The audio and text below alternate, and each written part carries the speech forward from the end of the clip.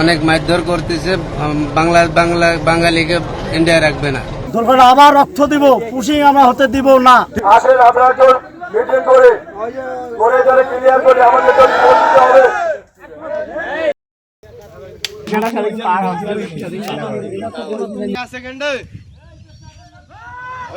মুসলমানের পরে অনেক অত্যাচার করতেছে, অনেক মারধর করতেছে। বাঙালিকে ইন্ডিয়া রাখবে না। আচ্ছা, কিন্তু আপনারা কি অরিজিনালি বাংলাদেশের নাগরিক? আমাদের কাগজপত্র জীবন অবাক না করলে কে করবে? 28% মিল্ক ফ্যাটের অবাক করার সাথে ফ্রেশ মিল্ক পাউডার। জীবন অবাক করুক প্রতিদিন। কি আছে আপনাদের? সব আছে, দেখাই। ফটোকপি এবং আপনার নাম কি? আকরাম। হ্যাঁ, আকরাম। আকরাম।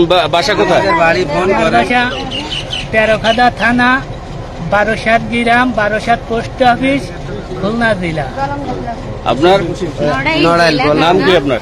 আমার নাম নাজমা, আমি নড়াইল জেলা থেকে বলছি।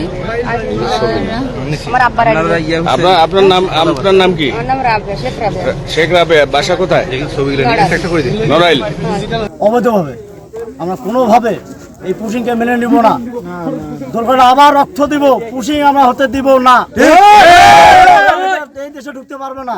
এখন দেখা যাচ্ছে যে ইন্ডিয়া থেকে অনুপ্রবেশ মনে করে যে পাঠাচ্ছে ওরা লোকজন। 3টা মহিলা পাঠাইছে, আমরা ইতিপূর্বে আটক করছি। আমাদের সাথে বিজিবি সহ আছে, আমাদের এলাকার লোকজন সবাই আমরা আছি বিজিবির সাথে।